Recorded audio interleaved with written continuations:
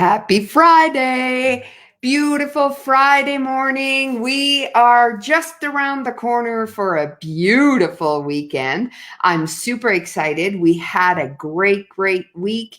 Great events at Women Talk. And honestly, I just love what I do. I keep thinking I am the luckiest person in the world to have this amazing business where women get to share their stories and we celebrate each other's differences and uniqueness.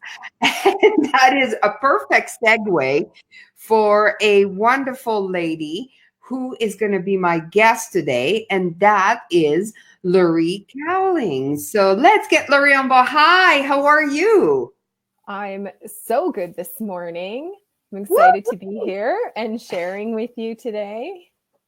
So let's talk a little bit about you. First, I'll start with the fact that you became a Women Talk director in Okotoks. Sure did. In May. In May, I took over as director, and it has been one of the most heartwarming experiences that I have been able to have consistently in a long time. I love it. I know, and you're so good at it. You're so good at it. And really, our relationship kind of became a little bit stronger at the Women Talk convention. We see here a picture of your daughter and yourself at the front of the room celebrating SEE Uniqueness. Tell me a little bit about SEE Uniqueness. What is that all about? Sure. So a couple of years ago, Sydney and I started wanting people to celebrate who they are exactly as they are. And that came about because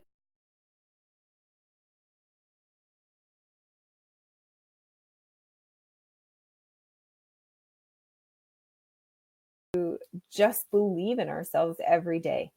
So we started a campaign called Sydney's Million, and we are inviting 1 million people to celebrate and share their uniqueness.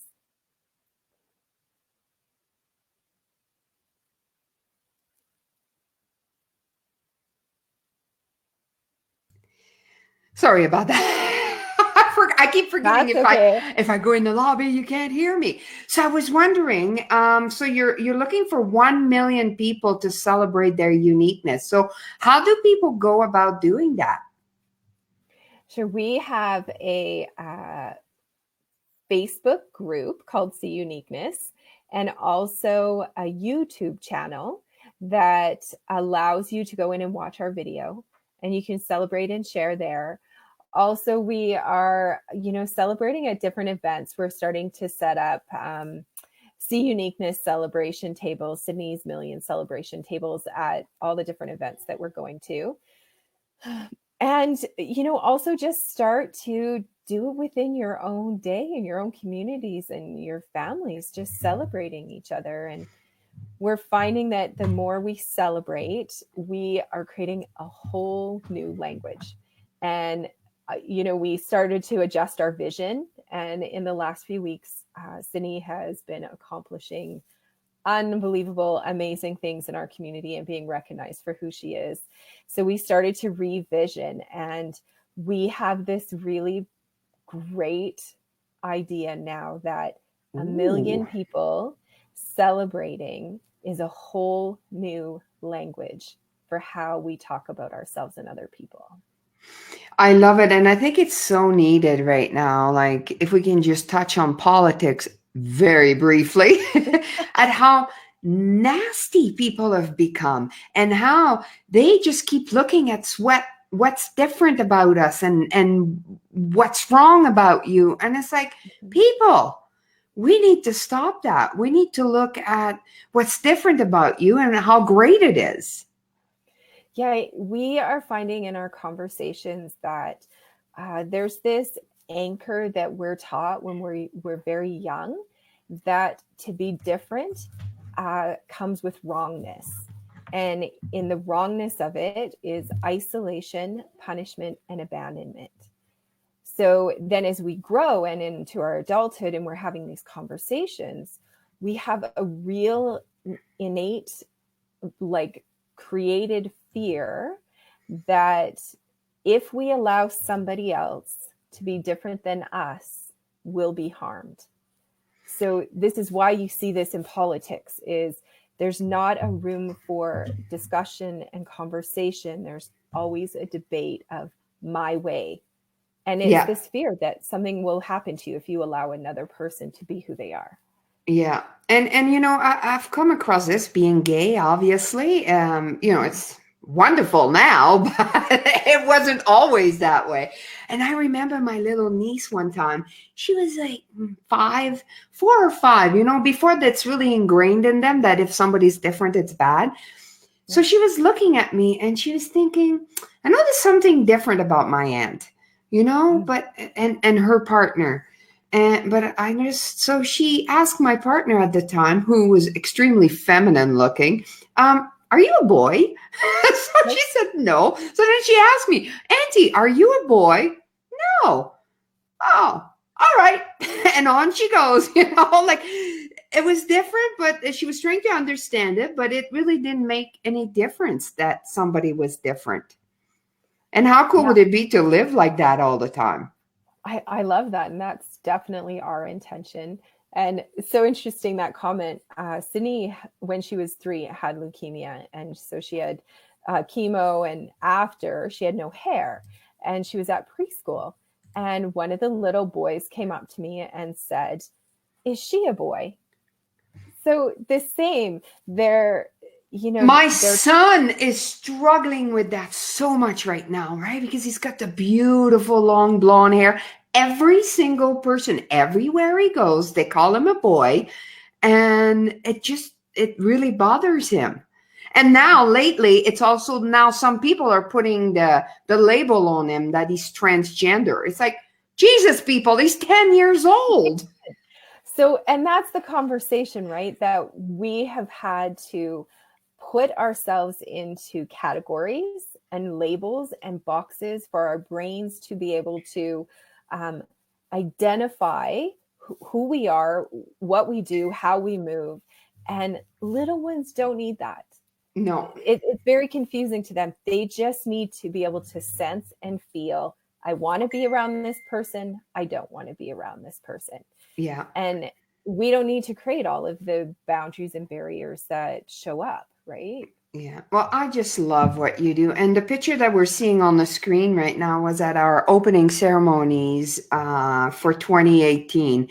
And it was incredible. Like people were holding the sign saying SEE Uniqueness. And then when we flipped it, we listed something that was different about us. And it was so powerful. I was so grateful for you that day. I just thought it was sensational.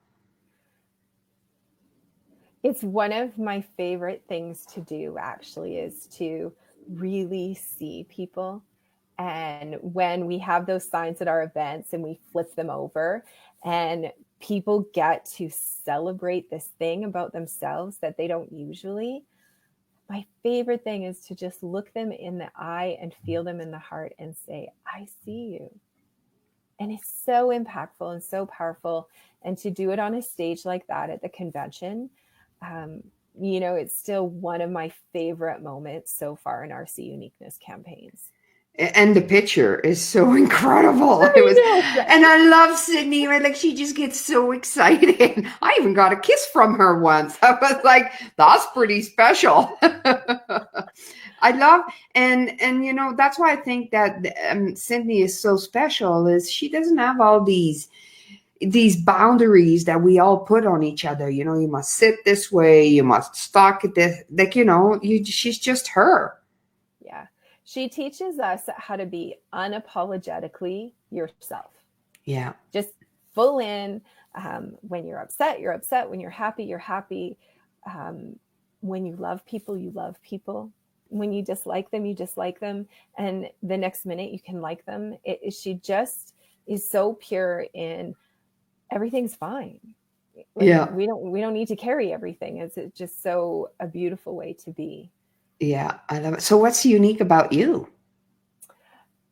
So, one of my favorite things that I know that I do really well is I see the beauty within that people haven't recognized outwardly yet.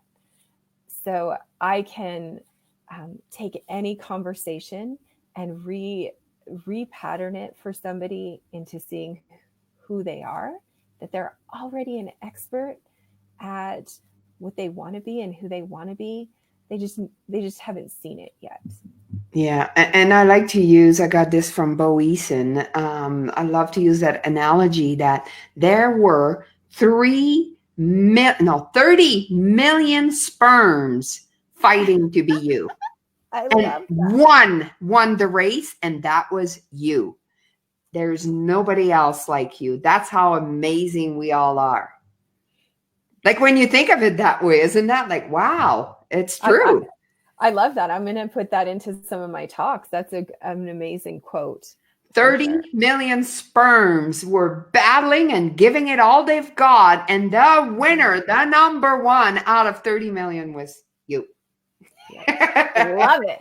I know, isn't Love that it. cool? I mean, the first time I heard that, I'm like, whoa, and it really, like, just be you, like, be you. And, it's a lot harder to do when you're younger, like from your teen years up till often your 50s or close to it.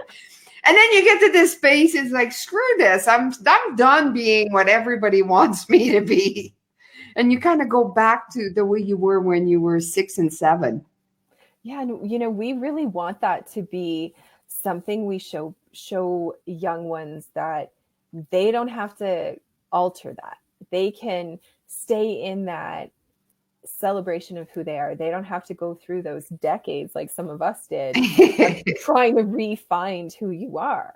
Yeah, And to be somebody. But it's hard. And I'm going to tell you why it's hard, because I've dealt with this. So my son doesn't do this anymore, but when he was younger, he liked to put dresses on. yeah. He just thought, like, I don't know what it was, because he's surrounded by women and he adores his sister. So he had a couple dresses he got from her. And even I remember my neighbors laughing at me, but I told them, you are not coming to Superstore in a dress with me. That is where I draw the line. And then my neighbors were like, really? Of all people? And I really had to do some hard thinking about this. Like, why? Why was I? And I came to the conclusion that I was trying to protect him. Yeah. Right? Because people can be mean. Yeah. When you're different. It's a driving factor underneath everything I do, is the understanding that our children can be harmed. And if it prevented me from fully stepping into celebrating me and celebrating Sydney, like you, I have concern about her out in the world and what people can do and how hateful they can be. And it actually is something that drives me, is this knowing that when Sydney was born, I really felt afraid, not just for her to be able to be herself, but I felt afraid for her life. Yeah. Because I understand how much harm people cause to people that they think are different. And, that's a big thing to recognize, that as a mom, you aren't just afraid for them to be bullied. You're afraid that they could be seriously injured or even killed. I know. And it's so weird that we feel this way, that, everybody must be a certain way. And there's a talk that I share. It's called the Super Chickens. And they did an experiment where they breeded these chickens so that they would be like super strong and they could like lay so many more eggs every day. And then they did an experiment in a cage where there was all different kinds of chickens, like the smaller one, the bigger one, blah, blah. And then they put a cage with all the super chickens.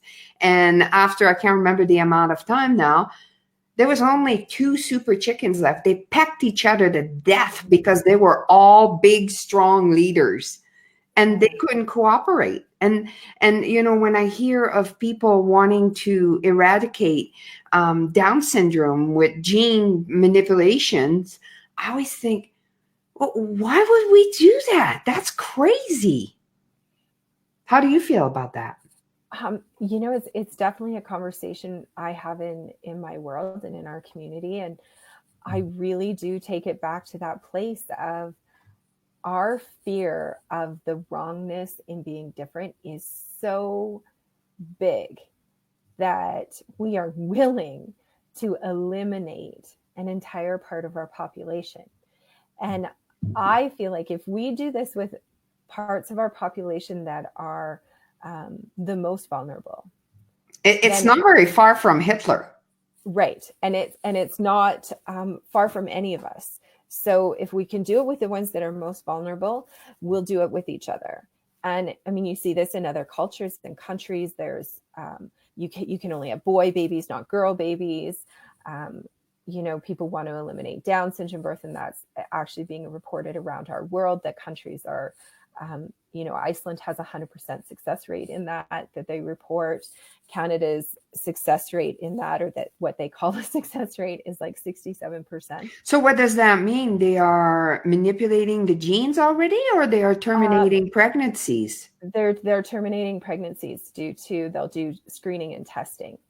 So that's the place where we really inherently know as a parent that the difference can mean that our children will be harmed or killed. And around the world, there are countries that children with Down syndrome are actually killed after they're born.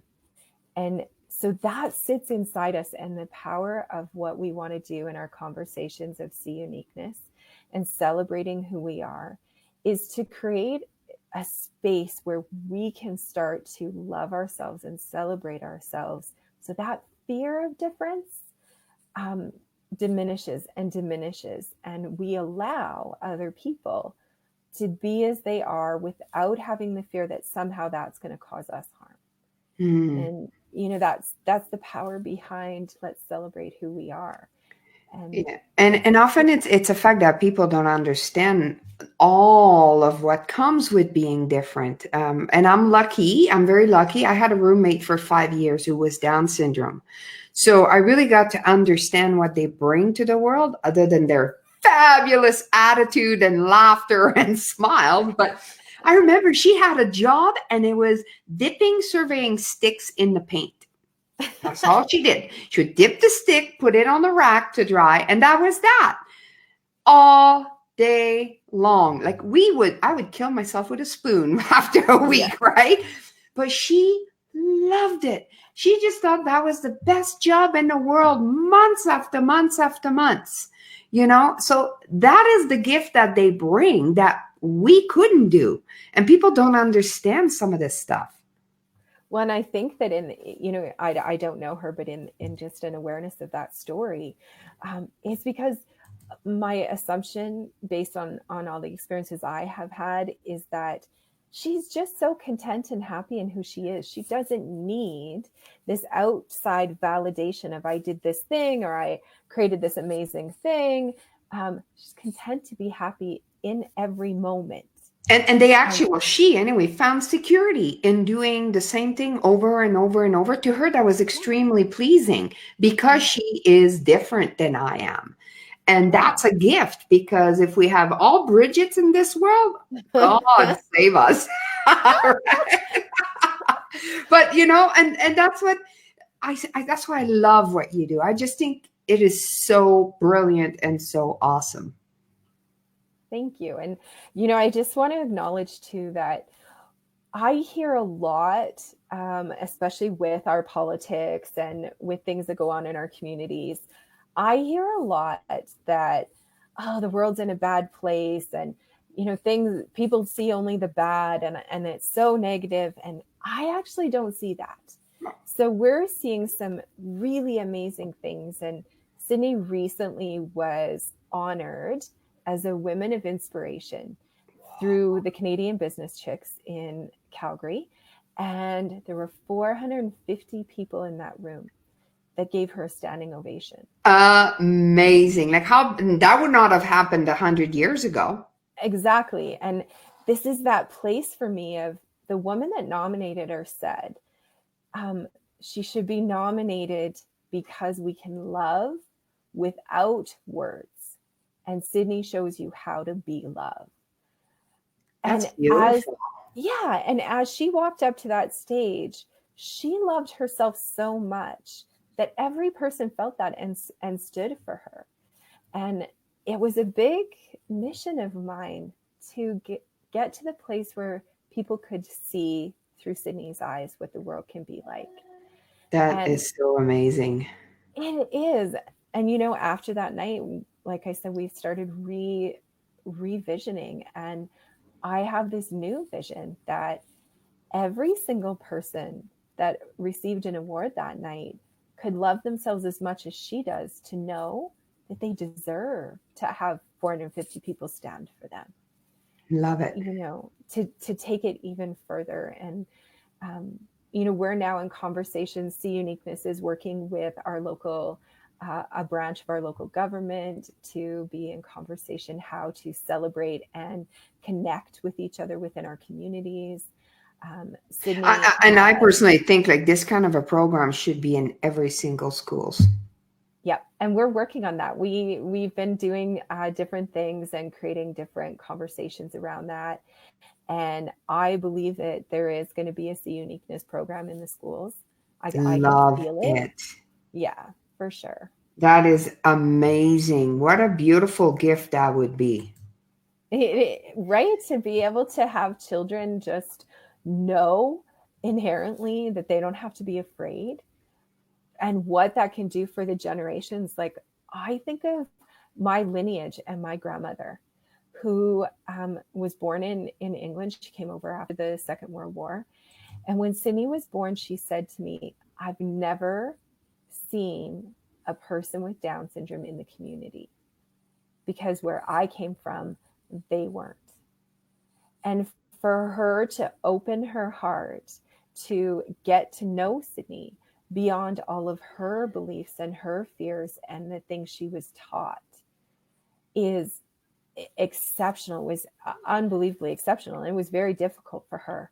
And she never said a negative thing about Sydney. And I know she would have been thinking it because she was taught. The old And ways, right? It's like yeah, it's put in you from such a young age. and you can see the generations. So like a grandmother to a grandchild, that generation causes a great shift. So the Mm. young ones that are coming, and when we can be in conversation with our children about celebrating who we are and seeing who we are, that will shift not only the ones that come after, but the ones that are already here in old belief. Mm-hmm. Yeah, I love that. See uniqueness and be nice. That's Right? it. That's like, that really takes care of everything in the world. Everything, Like everything. everything. You see, you start seeing the world differently. The conversation changes. You don't, and I always say, you don't have to agree. You don't have to like it. You don't have to practice it, but you do have to respect it and be nice. Be You know? nice, be kind, right? It's so simple, people. Like really, it really, really is. So I want to tell people that you are going to be speaking in Langdon next week. I sure am. I'm really Woo-hoo! excited to be able to. I haven't done much speaking in the last few months because we've been focusing on Sydney. And I'm excited to take my new adjusted vision and, be sharing it. That is going to be fantastic. Now, let me see. We have comments. Cindy is out from the shadow and into the light. How beautiful is that? Oh, that's really, and she says love and gratitude are the highest vibrations that all humans can strive for. I agree. Sydney is a huge role model in that. And we just launched to our first children's book. I'm going to show that to everybody. Oh, wait. Let me remove this thing so we can get a really good view. Okay, lift it up. I'm gonna make you full screen first. What is that? I've never seen it. What is it? This is our first children's book, and it has these beautiful, amazing illustrations. It is the first in a series called Miracles in Mud Puddles. And it's a story about the first vacation we went on with Sydney. And from the perspective of seeing the world through the eyes of magic. We have an amazing illustrator from our local community who herself, she is legally blind. No way. Like, people are so amazing. It's unbelievable. And I have a friend who's pretty much legally deaf and composes music. It's like, what? Right? It's a stunning. And so this book, we have a bit of a mission to get sponsors and corporate sponsors and have it in the hands of every family in Canada who has a person with Down syndrome living with them. Oh my gosh, that's amazing. Yeah. So where can, we're almost done here. Where can people find the books and support you? For sure. They can find it on Amazon.com or Friesen Press, or you can just message me. Anybody can message me on SEE Uniqueness or my Facebook Messenger, anything. And I can get you a book or get in touch with you about sponsoring us. Fantastic. Well, I'm going to get Loree, if you can go after we're done and post the links in the comments below this video so you can find the books and SEE Uniqueness and all the magical stuff you're doing. And of course, come to Women Talk Okotoks every third Tuesday of the month. And next week, Loree will be talking in Langdon. Thank you for joining me. That was Thank you so much. I just always love talking to you. You're just so beautiful and soft and full of love. It's just so great. Thank you. Thank you. And have a great day. Oh, wait, I think I hear Sydney. She's in the other room laughing. She's Get her to come on camera for a second. Can she? I'll ask her. Sydney, do you want to come say hi? Okay, come on. Yay! I told her I was doing this and asked her to come on, but she always waits, right? She's like, Of course she does. Hi, Sydney. Sydney, come say hi. She's a superstar, so she makes people wait for her. She's a superstar. Sydney, come on, Sydney.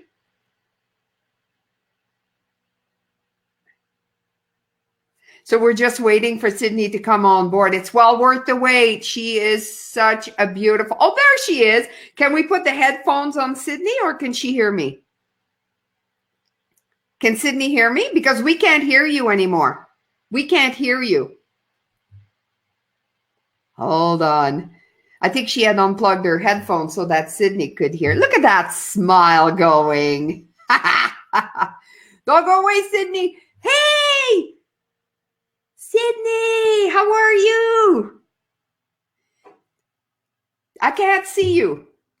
Move over. There you are. Mwah, mwah. What do you have? Nice book. We still can't hear you. I think we completely lost you. We can't hear you, Loree, but that's great. We got to have a quick look at Sydney because she's so fabulous. So thank you. Thank you for bringing Sydney on board and spending a few minutes with us. Yeah, we can't hear you. We lost you. It's just been one of those days. All right. So thank you, everybody, for joining us. It was a fabulous interview because I think that Loree is just an amazing lady. And Cindy, I adore as well. It's always a pleasure to go to Women Talk Okotoks.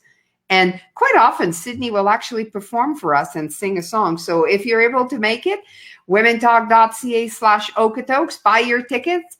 Third Tuesday of the month. Thanks for joining me today. Have a fabulous weekend. Bye for now.